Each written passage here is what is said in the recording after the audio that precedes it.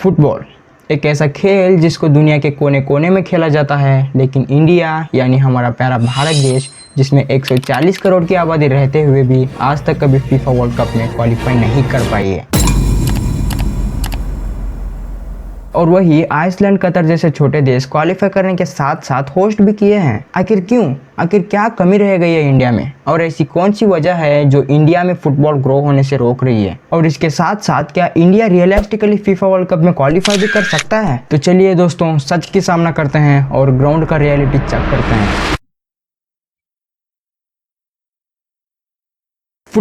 Football India में कोई नया स्पोर्ट्स नहीं है दोस्तों। इंडिया में फुटबॉल की शुरुआत 19वीं सेंचुरी में हुआ था, जब ब्रिटिशर्स ने पहली बार इसको इंट्रोड्यूस करवाया था। शुरुआत में ब्रिटिश सोल्जर्स इसको सिर्फ एंटरटेनमेंट पर्पस के लिए खेला करते थे। जब कोलकाता ब्रिटिश इंडिया की कैपिटल थी, तब फुटबॉल सिर्फ ब्रिटिशर्स तक ही लिमिटेड था। इंडियंस सिर्फ इसको देखा करते थे, कभी खेलते नहीं थे, क्योंकि तब का इंडियंस का मानना ये था फुटबॉल सिर्फ साहब लोगों का गेम है, इसको इंडियंस नहीं खेल सकते। और तभी एक ऐसे लड़के की एंट्री होती है जिसने पूरा इंडियन फुटबॉल को ही बदल डाला दोस्तों, नरेंद्र प्रसाद सर्वाधिकारी, जिन्हें आज हम the father of Indian football भी बुलाते हैं। ये ऐसे पहले व्यक्ति थे जो खुद फुटबॉल खेलने के साथ साथ अपने क्लासमेट्स को भी फुटबॉल खेलने को बोला करते थे। और यहीं से शुरू होती है इंडियन फुटबॉल की हिस्ट्री।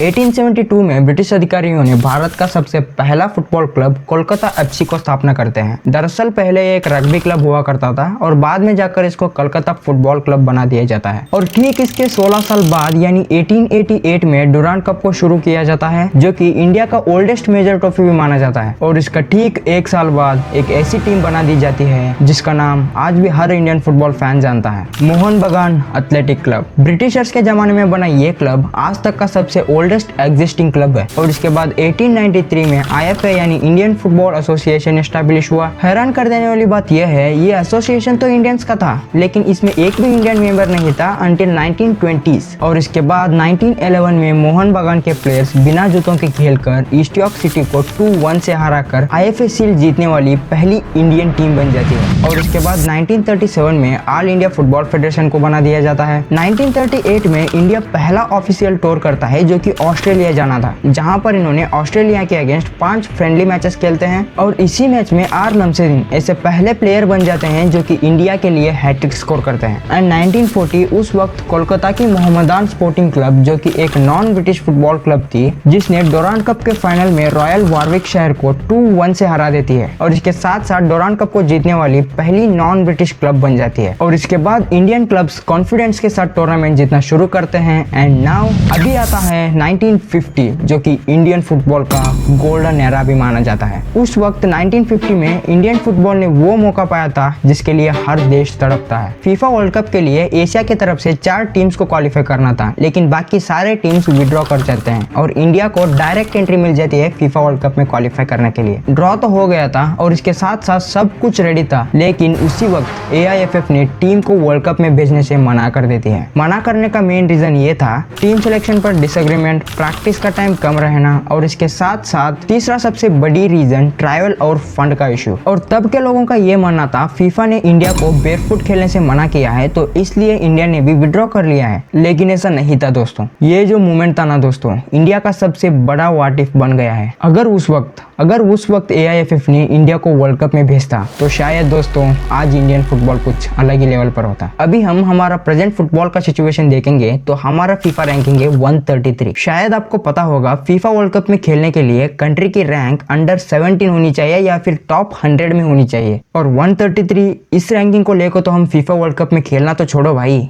उसके बारे में सोच भी नहीं सकते। बट ये याद जरूर रहेगा कि एक जमाने में हम भी वर्ल्ड कप में क्वालिफाई करने वाले थे, लेकिन करने वाले थे। और दरअसल वो क्वालिफाई भी नहीं था, बाय डिफॉल्ट हम क्वालिफाई कर गए थे। अगर अभी मैं गोल्डन एरा के बारे में बताऊं तो भाई वीडियो बहुत लंबी हो जाएगी। अगर आप चाहते हो कि इस पर अलग वीडियो बनाऊं तो कमेंट करना मत भूलना। भूलना। खैर, टॉपिक पर वापस आते हैं। आज हम सब लोग इंडियन सुपर लीग और आई लीग तो देखते ही है दोस्तों, लेकिन क्या आपको पता है इंडियन फुटबॉल में एक प्रॉपर नेशनल टूर्नामेंट कब हुआ था? 1977 फेडरेशन कप, जो कि इंडिया का फर्स्ट नॉकआउट टूर्नामेंट था। इससे पहले इंडिया में फुटबॉल काफी पॉपुलर था दोस्तों, स्पेशली कोलकाता, केरला, गोवा और हैदराबाद जैसे रीजन में। और तब AIFF ने पहली बार एक टूर्नामेंट इंट्रोड्यूस करता है, फेडरेशन कप, जिसका फॉर्मेट था इंडिया के बेस्ट क्लब्स को बुलाकर एक नेशनल लेवल का टूर्नामेंट चलाए, जिसके फर्स्ट एडिशन में मोहन बगान, ईस्ट बंगाल, IIT बेंगलुरु और हैदराबाद सिटी जैसे बड़े क्लब्स पार्टिसिपेट करते हैं। तब इस कप के फाइनल में मोहन बगान और ईस्ट बंगाल पहुंचते हैं। मैच 2-2 पे ड्रॉ हो जाता है, तो इसलिए ट्रॉफी को ज्वाइंटली अवार्ड किया जाता है। फेडरेशन कप के बाद इंडियन क्लब फुटबॉल का स्ट्रक्चर स्ट्रॉन्ग होने लगा। ये टूर्नामेंट हर साल चलने की वजह से इसको इंटरनेशनल फेम मिलने लगा और आगे जाकर इसी ने NFL और आई लीग का रूप ले लेता है। और आज के ISL क्लब्स भी वही लेगेसी फॉलो करते हैं जो फेडरेशन कप किया करता था। तो चलिए दोस्तों,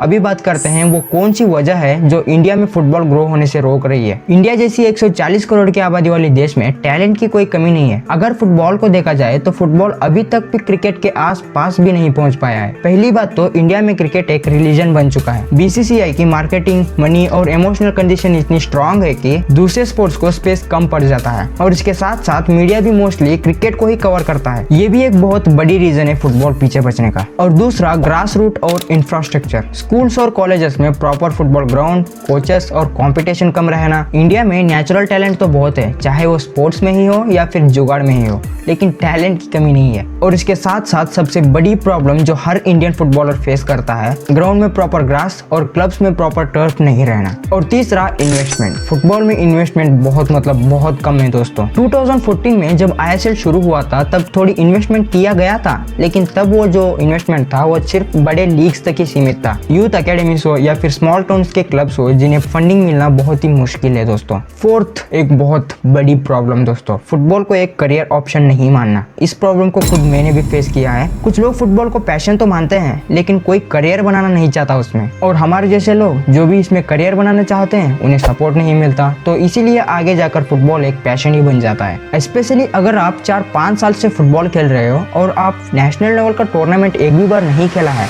तो भाई फुटबॉल खेलने का सपना ही टूट जाता है। और ये सच्चाई है दोस्तों इंडियन फुटबॉलर्स का। और तुम्हें एक और सच्चाई बताऊं, जब लोग शुरुआत में फुटबॉल खेलते हैं ना, तब हर एक फुटबॉलर एक मजे सपने देखता है, भाई मैं रोनाल्डो बनूंगा, मेसी बनूंगा और इंडियन फुटबॉल टीम के लिए खेलूंगा।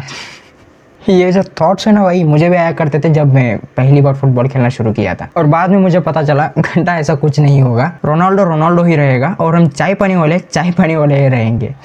खैर भाई, टॉपिक पर वापस आते हैं। और फाइनली पांचवा सबसे बड़ा रीजन, जो कि फीफा वर्ल्ड कप में एक भी अपीयरेंस नहीं रहना। फीफा वर्ल्ड कप में खेलना तो हर कंट्री का सपना होता है, लेकिन इंडिया फीफा वर्ल्ड कप में खेलना तो छोड़ो भाई, अभी तक क्वालिफाई भी नहीं कर पाई है। और जब क्वालिफाई करना चाहते हैं तो कोई बड़ी टीम आके हमें पेल जाती है। 2018 में हमारा इंडिया का फीफा रैंकिंग था 97 और यही रैंकिंग 2025 में घटकर 133 बन गया है। और इस रैंकिंग को लेकर तो हम फीफा वर्ल्ड कप में कभी नहीं खेल पाएंगे दोस्तों। अगर हम फीफा वर्ल्ड कप में क्वालिफाई करना चाहे तो कुछ ऐसे पॉइंट्स है जिन्हें AIFF को ध्यान में रखना चाहिए। पहला, कंसिस्टेंसी और लॉन्ग टर्म का प्लानिंग। 1 से 2 साल का प्लानिंग से तो हम क्वालिफाई नहीं कर सकते, लेकिन अगर क्वालिफाई करना ही चाहे तो इंडिया को 10 से 15 साल का प्लानिंग तो करना चाहिए। लाइक कतर ने 2004 में बनाया था, जो उन्हें 2022 में जाकर वर्ल्ड कप को होस्ट करने का मौका भी मिला। और दूसरा, ज्यादा से ज्यादा कोचिंग फैसिलिटीज और ग्राउंड्स को बनाना चाहिए। और इसके साथ साथ लोकल टैलेंट को भी ग्लोबल एक्सपोजर देना चाहिए। और खासकर गवर्नमेंट और प्राइवेट दोनों सेक्टर को मिलकर इन्वेस्टमेंट करना चाहिए। और फीफा रैंकिंग को इंप्रूव करना होगा, जिसके लिए अच्छे ओपोनेंट्स के साथ खेलना बहुत जरूरी है। एंड मेनली फिजिकली फिटनेस और स्टैमिना पर ध्यान देना होगा। और इन सारे पॉइंट्स को अंडर 17 और अंडर 20 जो नेशनल टीम्स है ना, उन पर अप्लाई करना पड़ेगा। क्योंकि अगर हम फीफा वर्ल्ड कप में क्वालिफाई करने के लिए अंडर 17 और अंडर 20 टीम पर अप्लाई करते हैं और इस पर अभी से काम शुरू करते हैं, तो शायद 2034 और 38 तक हम फीफा वर्ल्ड कप में खेलते हुए देख पाएंगे। और करेंट टीम को लेकर तो क्वालिफाई करना तो भूल ही जाओ दोस्तों, ये कभी नहीं होगा। तुम्हें क्या लगता है, क्या 2034 तक इंडिया फीफा वर्ल्ड कप में क्वालिफाई कर पाएगी? Let me know in the comment. और हाँ, गोल्डन एरा के बारे में वीडियो चाहते हो तो कमेंट में बताना मत भूलना। सी यू सून।